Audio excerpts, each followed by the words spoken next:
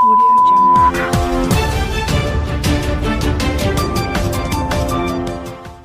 नमस्कार, ये रेडियो वर्षा है। अब आप पल्लव से वर्षा टाइम्स सुनिए।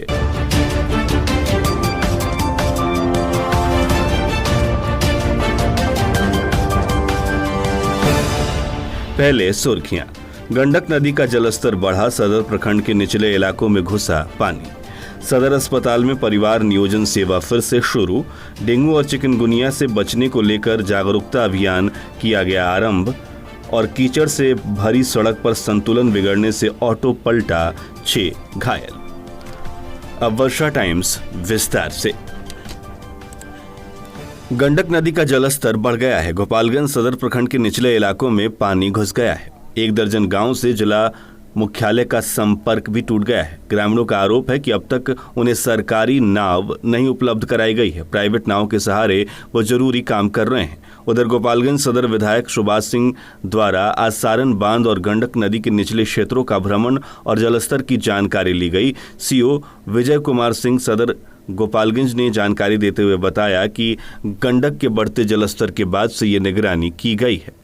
उधर हमारे माझागढ़ संवाददाता ने जानकारी दी कि माझागढ़ में भी गंडक बराज से छोड़े गए 1,58,000 क्यूसेक पानी और हो रही रिमझिम बारिश से गंडक नदी का जल स्तर तेजी से बढ़ता हुआ देखा जा रहा है।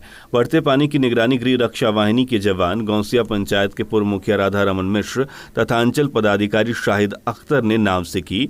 इस बढ़ते पानी को देखकर आसपास के ग्रामीणों में बाढ़ आने की संभावना से दहशत है। उधर 1 सप्ताह से हो रही रिमझिम बारिश के कारण गौसिया से लेकर पुरैना तक सारण तटबंध गड्ढे में तब्दील हो गया है, जिस वजह से इस पर कभी भी दुर्घटना हो सकती है। इस बांध पर आम वाहन से लेकर पदाधिकारी भी गुजरते हैं। बांध का निरीक्षण करने के लिए पदाधिकारी इसी बांध से गुजरते हैं, जहां जगह जगह 2 से 3 फीट गड्ढे हो गए हैं। वहीं दूसरी तरफ इसी तटबंध ने बाढ़ को रोक रखा है। अगर ये तटबंध क्षतिग्रस्त होता है तो गोपालगंज जिले में बाढ़ आ जाएगा। उधर जिले में रिमझिम बारिश के बाद से किसानों ने रोपनी शुरू कर दी है। जिन किसानों के द्वारा मई के प्रथम सप्ताह में धान का बिचड़ा उगाने के लिए धान के बीज बो दिए गए थे, उनके धान के बिचड़े तैयार हो गए हैं, जिसका लाभ उठाते हुए इस बारिश में पंप सेट चलाकर धान की रोपनी शुरू कर दी गई है। हमारे माझागढ़ संवाददाता ने बताया कि माझागढ़ में अधिकांश लोग रोपनी में जुट गए हैं। अगर समय से रोपनी हो जाती है तो फसल अच्छी निकलती है और मार खाने की संभावना भी नहीं रहती है, जिसको देखकर बहुत से किसान समय से धान की रोपनी में लग गए हैं। मुख्यमंत्री ने कोविड-19 से बचाव के लिए किए जा रहे कार्यों के संबंध में मुख्य सचिव एवं प्रधान सचिव स्वास्थ्य के साथ उच्च स्तरीय समीक्षा बैठक की। इस दौरान वीडियो कॉन्फ्रेंसिंग के द्वारा गोपालगंज जिला अधिकारी भी इस बैठक में शामिल हुए। कोरोना संक्रमण से जिन्हें ज़्यादा खतरा है, वैसे लोगों के संबंध में विशेष सावधानी और सतर्कता बरतने की ज़रूरत को बताते हुए मुख्यमंत्री ने 65 वर्ष से अधिक उम्र के व्यक्ति, 10 वर्ष से कम उम्र के बच्चे बच्चियों, गर्भवती महिलाओं तथा अन्य गंभीर बीमारियों से ग्रसित व्यक्तियों के स्वास्थ्य पर विशेष ध्यान देने की आवश्यकता पर जोर दिया तथा अन्य गंभीर बीमारियों से ग्रसित मरीजों के प्रति अधिकतम सावधानी और सतर्कता बरते जाने का निर्देश भी दिया। अत्यधिक संक्रमण प्रभावित क्षेत्रों से राज्य में वापस आने वाले बिहार के बाहर के लोगों के क्षेत्रों को चिन्हित कर वहां विशेष स्क्रीनिंग अभियान चलाकर योजनाबद्ध तरीके से अधिक टेस्टिंग की बात भी मुख्यमंत्री ने इस बैठक के दौरान कही। साथ ही टेस्टिंग के दायरे को और व्यापक बनाए जाने पर भी उन्होंने जोर देते हुए कहा कि टेस्टिंग का दायरा और भी व्यापक होना चाहिए। आइसोलेशन वार्ड में आकस्मिक परिस्थिति के लिए रक्षित ऑक्सीजन सिलेंडरों की संख्या बढ़ाए जाने की मुख्यमंत्री ने बात कही है। मास्क के प्रयोग के प्रति और जागरूकता की ज़रूरत पर बल देते हुए मास्क पहनना कोरोना संक्रमण से बचाव के लिए ज़रूरी है, इसलिए मास्क पहनकर लोगों के चलने को सुनिश्चित करने का आदेश उन्होंने जिला प्रशासन को दिया है।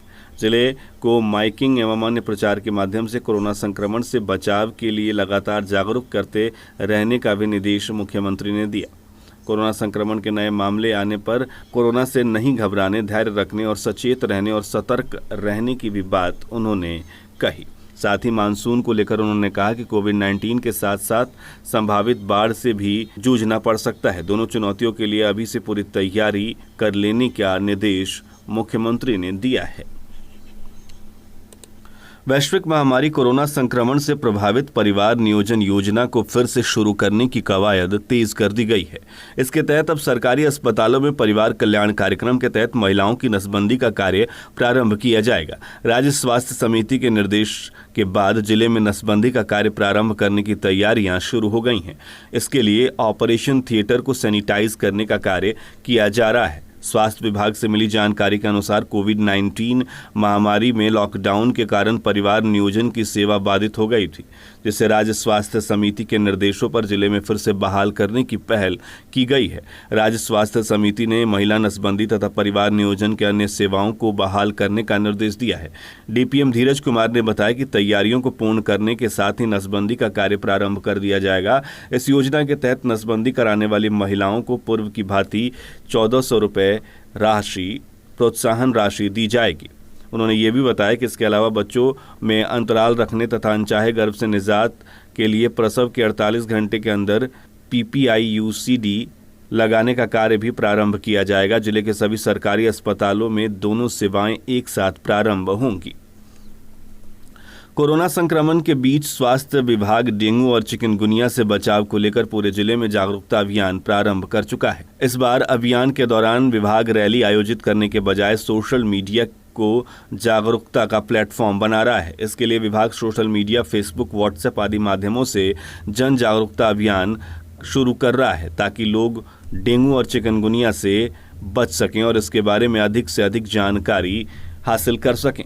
सिविल सर्जन TN सिंह ने बताया कि बरसात प्रारंभ होने के बाद लोगों को हर स्तर पर जागरूक करने का अभियान चलाया जा रहा है। बरसात शुरू होते ही मच्छर जनित रोग जैसे डेंगू और चिकनगुनिया का खतरा बढ़ जाता है। ऐसे में इन रोगों से बचाव के लिए स्वास्थ्य विभाग ने तैयारियां कर ली है। डेंगू और चिकनगुनिया की बीमारी संक्रमित एडिस मच्छर के काटने से होती है। यह मच्छर दिन में काटता है एवं यह स्थिर पानी में पनपता है। डेंगू का असर शरीर में 3 से 9 दिनों तक रहता है। इससे शरीर में अत्यधिक कमजोरी आ जाती है और शरीर में प्लेटलेट्स लगातार गिरने लगता है। वहीं चिकनगुनिया का असर शरीर में 3 माह तक रहता है। गंभीर स्थिति में यह 6 माह तक भी रह सकता है। डेंगू और चिकनगुनिया के लक्षण तकरीबन एक जैसे होते हैं। इन लक्षणों के प्रति सावधान रहने की जरूरत है। उन्होंने बताया कि तेज बुखार, बदन, सर व जोड़ों में दर्द, जी मचलाना, उल्टी होना, आंख के पीछे दर्द, त्वचा पर लाल धब्बे और चकत्ते का निशान, नाक मसूड़ों से रक्तस्राव, काला मल आना डेंगू और चिकनगुनिया के लक्षण हो सकते हैं। ऐसे में तेज बुखार के उपचार हेतु एस्प्रिन अथवा ब्रुफेन की गोलियों का प्रयोग नहीं करना चाहिए। इसके लिए पैरासिटामोल सुरक्षित दवा है। जिला पंचायती राज विभाग ने मार्च महीने में तैनात किए गए लेखपाल सह IT सहायकों को योगदान करने का निर्देश जारी किया है। इस अवधि में योगदान नहीं करने की स्थिति में IT सहायकों के योगदान पर विचार नहीं किया जाएगा। जिला पंचायती राज पदाधिकारी BK सिंह ने इस बात की जानकारी देते हुए बताया कि विभाग के निर्देश पर मार्च 2020 में लेखपाल सह IT सहायक के रिक्त पदों पर नियोजन के लिए अभ्यर्थियों का चयन किया गया था।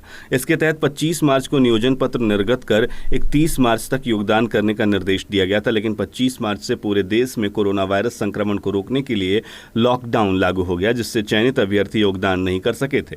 अब चयनित अभ्यर्थियों को आगामी 30 जून तक योगदान करने का निर्देश दिया गया है। उन्होंने बताया कि कुल रिक्त 58 पदों पर नियोजन किया जाना था, जिसमें प्रथम चरण में 23 अभ्यर्थियों का चयन किया गया था, जिन्हें नियोजन पत्र भी जारी किया गया था। इसलिए चयनित 23 अभ्यर्थी को 30 जून तक आवेदन करने का निर्देश दिया गया है। निर्धारित तिथि के बाद योगदान पर विचार नहीं होगा। थावे प्रखंड के विभिन्न आंगनबाड़ी केंद्रों पर सेविकाओं और सहायिकाओं के रिक्त पदों पर चयन हेतु ऑनलाइन आवेदन भरने की प्रक्रिया शुरू हो गई है। हमारे संवाददाता ने CDPO सदानंद दास से बात की। उन्होंने बताया कि 29 जून तक अभ्यर्थी अपना आवेदन ऑनलाइन भर सकते हैं।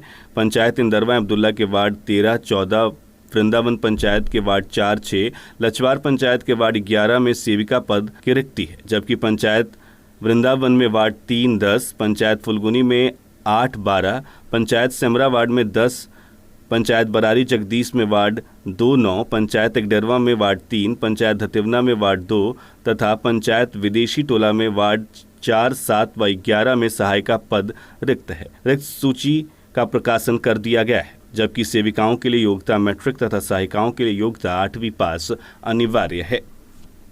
चीनी सेना द्वारा भारतीय सेना पर हमले को लेकर पूरे जिले में रोष व्याप्त है। जगह जगह चीनी राष्ट्रपति का पुतला फूंका जा रहा है तथा चीनी सामान का विरोध भी किया जा रहा है। हमारे माझागढ़ संवाददाता सुदेश प्रसाद श्रीवास्तव ने जानकारी दी कि बरौली विधानसभा क्षेत्र अंतर्गत माझा प्रखंड मुख्यालय में चीन के राष्ट्रपति का पुतला फूंका गया। इस दौरान भावी भाजपा प्रत्याशी राजेंद्र सिंह ने कहा कि चीनियों की युद्ध नीति कायरतापूर्ण और बर्बरतापूर्ण है। पहले तो जैविक हथियार के रूप में कोरोना का उपयोग किया गया, जिसका दंश पूरा विश्व झेल रहा है। आज चीन भारत को चारों तरफ से घेरने का प्रयास कर रहा है। हमेशा उसकी नीति रही है छोटे छोटे देशों और भारत जैसे विशाल देश को अपने अधीनस्थ करना, लेकिन उसको मालूम नहीं है कि यह भारतवर्ष 1962 का नहीं 2020 का है। भारत के नौजवान सिपाही ईंट का जवाब पत्थर से देना जानते हैं। वहीं माझागढ़ बाजार में लोगों में चीन के प्रति बहुत आक्रोश व्याप्त है। यहाँ लोगों ने चीन के राष्ट्रपति का पुतला दहन करने के बाद आक्रोश व्यक्त किया। इस दौरान विश्व श्री राम सेना के सभी कार्यकर्ता चीनी सामानों के बहिष्कार के लिए नारा लगाते देखे गए। मौके पर विश्व श्री राम सेना के सभी नौजवान कार्यकर्ता मौजूद रहे। वहीं थावे प्रखंड संवाददाता गौतम कुमार ने जानकारी दी कि भारत चीन की सीमा पर लद्दाख की गलवान घाटी में हुए हिंसक झड़प में देश के वीर सपूतों की शहादत से बिहार रेजिमेंट के 20 जवानों की शहादत होने पर थावे मंडल के भाजपा महामंत्री अजय सिंह के नेतृत्व में कैंडल मार्च गोपलामठ गांव से लेकर हरदिया तक निकाला गया। शहीदों को श्रद्धांजलि दी गई। इस दौरान चीन के करतूत के खिलाफ लोगों में आक्रोश दिखा। यह कैंडल मार्च गोपालमठ से लेकर हरदिया गांव होते हुए कई जगहों से गुजरी, जिसमें दर्जनों की संख्या में लोग शामिल हुए। साथ ही इस दौरान लोगों से चीन का कोई भी सामान इस्तेमाल नहीं करने को लेकर अपील भी किया गया। वहीं जमुनाहा में युवाओं ने शहीदों के सम्मान में कैंडल मार्च निकाला। जमुनाहा में कैंडल मार्च निकालते हुए चीन के खिलाफ विरोध प्रदर्शन और पुतला दहन किया गया। रविवार की शाम 6:30 बजे पंचदेवरी के युवाओं द्वारा एलओसी पर चीन के सैनिकों द्वारा किए गए कायरतापूर्ण हमले के विरोध में जमुनाहा राजेंद्र चौक पर चीनी सरकार के खिलाफ विरोध प्रदर्शन किया गया तथा वीर शहीदों के सम्मान में कैंडल मार्च निकाला गया। कैंडल मार्च जमुनाहा हाई स्कूल से इंटर कॉलेज परिसर से निकलकर बाजार होते हुए राजेंद्र चौक जमुनाहा तक पहुंचा। बैकुंठपुर प्रखंड के 5 कंटेनमेंट जोन में नियमों का पालन नहीं किया जा रहा है। नियमानुसार जिस गांव में कोरोना संक्रमण का मरीज पाया गया हो, उस गांव से 3 किलोमीटर के दायरे में कंटेनमेंट जोन बनाया जाता है। कंटेनमेंट जोन में पड़ने वाली बाजार, दुकानें बंद रखने का निर्देश प्रशासन की ओर से दिया गया है, लेकिन बैकुंठपुर के कंटेनमेंट जोन में आदेश बेअसर साबित हो रहा है। प्रखंड के हकाम, साफियाबाद, शंकरपुर, बिस्टौल, बनकटी गाँव में 6 एक्टिव केसेज हैं।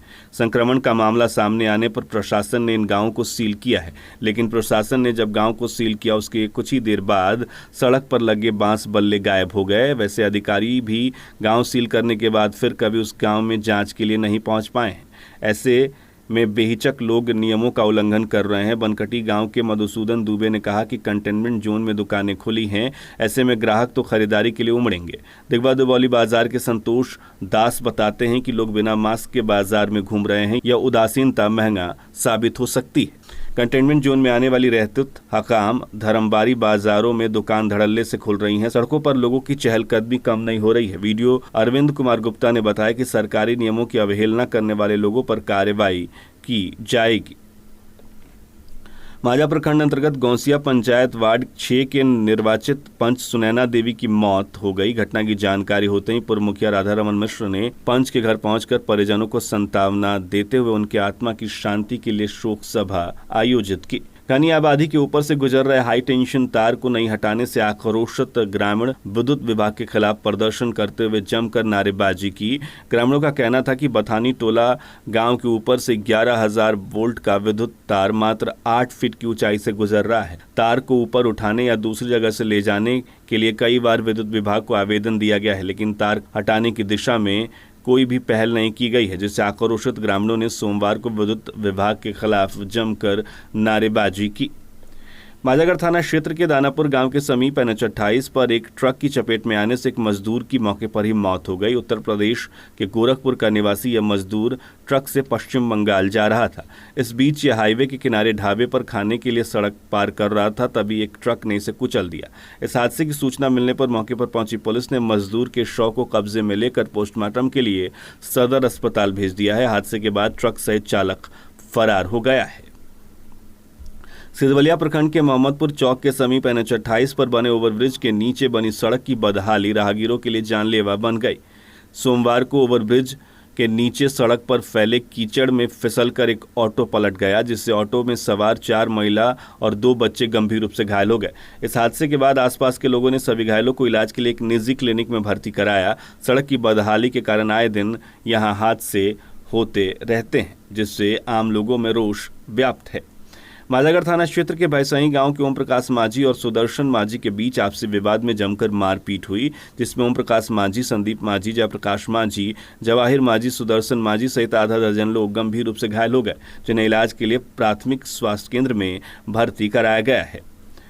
थावे थाने के बंगरा में पुलिस ने 2 शराबियों को नशे की हालत में गिरफ्तार किया। संध्याकालीन गश्ती के दौरान थावे पुलिस ने शराब के नशे में 2 लोगों को गिरफ्तार कर लिया है। SI शैलेंद्र कुमार पप्पू ने पुलिस बल के साथ ये कार्रवाई की। एकडेरवा गांव में बंदर की दहशत से लोग घरों से नहीं निकल रहे हैं। एकडेरवा गांव में अब तक 50 लोगों को यह बंदर काट चुका है। ग्रामीणों में बंदर के काटने का भय इस कदर व्याप्त है कि लोग घर से भी नहीं निकल रहे हैं, जिसको लेकर एकडेरवा पंचायत के BDC भृगुनाथ सिंह के नेतृत्व में पूरे गांव में हस्ताक्षर अभियान चलाकर 5 सदस्यीय टीम ने 3 आवेदन जिला अधिकारी, जिला वन प्रमंडल पदाधिकारी और अनुमंडल पदाधिकारी को देकर बंदर पकड़ने की गुहार लगाई है। बिशंबरपुर पुलिस ने काफी समय से फरार चल रहे वारंटी को गिरफ्तार कर लिया। थानाध्यक्ष अशोक कुमार ने बताया कि कांड संख्या 53/20 में फरार चल रहे इस व्यक्ति को गिरफ्तार किया गया है। यह गिरफ्तारी जमुनिया मोड़ से की गई। उत्पाद विभाग की टीम ने कोनवा मोड़ से शराब और बाइक के साथ 2 तस्करों को गिरफ्तार किया। उत्पाद निरीक्षक रंजन प्रसाद ने बताया कि गुप्त सूचना के आधार पर कोनवा मोड़ पर वाहन चेकिंग के दौरान ये गिरफ्तारी हुई। गोपालगंज के एक युवक ने गला काटकर खुदकुशी करने की कोशिश की। सदर अस्पताल में इलाज के लिए इसे भर्ती कराया गया, जहां स्थिति को गंभीर देखते हुए डॉक्टरों ने इसे गोरखपुर रेफर कर दिया है। उचगांव थाने के बिरवट धूरन की घटना बताई जा रही है। अब अंत में सुर्खियां एक बार फिर। गंडक नदी का जलस्तर बढ़ा, सदर प्रखंड के निचले इलाकों में घुसा पानी। सदर अस्पताल में परिवार नियोजन सेवा फिर शुरू। डेंगू और चिकनगुनिया से बचने को लेकर जागरूकता अभियान शुरू। कीचड़ से भरी सड़क पर संतुलन बिगड़ने से ऑटो पलटा, 6 घायल। इसके साथ ही वर्षा टाइम्स का ये अंक समाप्त हुआ। नमस्कार।